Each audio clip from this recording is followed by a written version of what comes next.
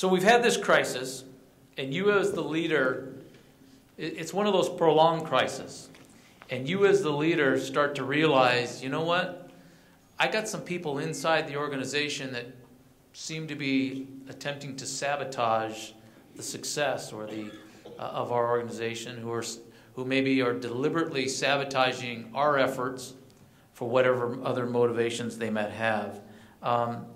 What do you do as the leader about that? Do you deal with it at that time? Do you let it go, or case-by-case basis?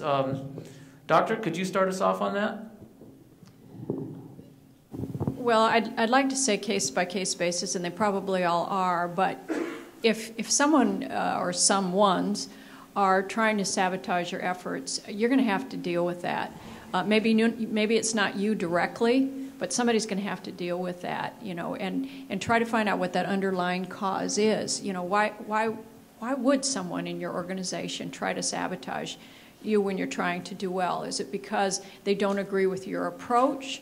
Because they're jealous? Because, you know, you've got to find out what the reason is for that and enlist the aid of some of your alpha people to try and help overcome that. You might not be the one to directly address it, but if you can find someone who can address it on your behalf, that's just one thing that you don't need to be dealing with during a crisis situation. And I'm really glad to say I don't have an example of that to give you from my own experience, unless it was very subtle and I missed it, which could have happened. But hopefully, you know, you've built a culture within your organization where people understand that maybe, you know, you don't agree with how the boss is handling a critical incident, but during the incident isn't the time to be, you know, throwing knives at one another. That's the time when you really need to come together. Thank you, Chief. No, thank you. You know, it's unfortunate. You would like to say that that's not something that we're going to deal with in the context of policing, but I've seen it several times where, particularly when you're about ready to have a transition in leadership in the organization and you start to see camps develop, I think the best way to deal with it is be straight up front and to appeal to people based on this person. If you're speaking for someone else, this person is in that chair right now. We owe them we owe them our support to be able to help the organization. They represent the organization at this time. It may change down the road, but for right now, for the good of the organization, the good of the mission, this is the way we have to go. And appeal to them on that level. And then if that's not successful, then I think you have to, you know, look at a strategy to be able to employ some outside resources, whether it's the union, whether it's, you know, making a public statement to be able to try and get somebody to come into line. And it's something we'd all rather not think that would actually happen, but, you know, we're all people, and it does happen. Yeah, I've seen it happen. I think I mentioned we had a blog at one point, but it could come up in any number of ways.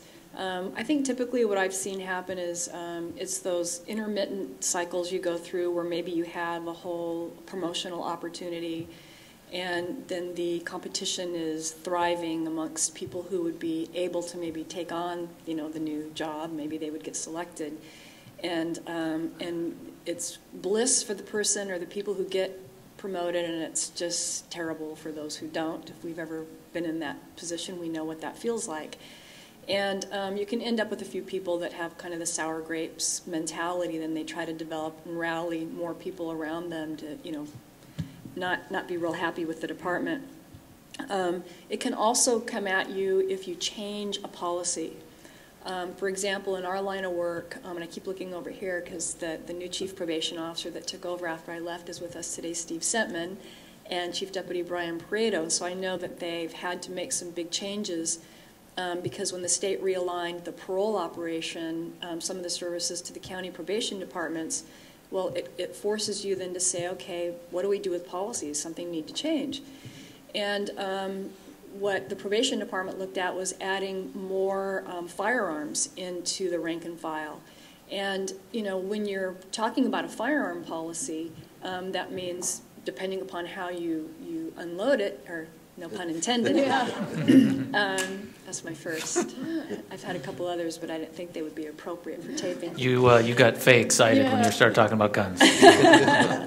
But some people in the probation field are very are believers. They believe that the clientele that come to the probation department are dangerous, and I need a firearm. There are others who don't necessarily think that's the case. Maybe they're working with foster children, so they have a different assignment. And so you get groups within the organization that might start to try to rally against a policy change, and what we have is that wonderful thing called meet and confer.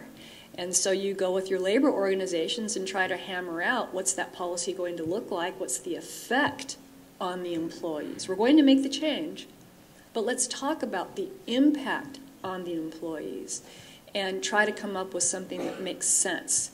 And so I think you need to get with the people that are unhappy, find out if you can get to the bottom of it. Sometimes they have absolutely legitimate beefs with the organization that has never gotten to your attention, because there's people that only want to give you the good news and the good stuff, and they don't tell you the bad stuff until you get blindsided by it. But we'll talk about your blind side later. So I think you got to talk to them.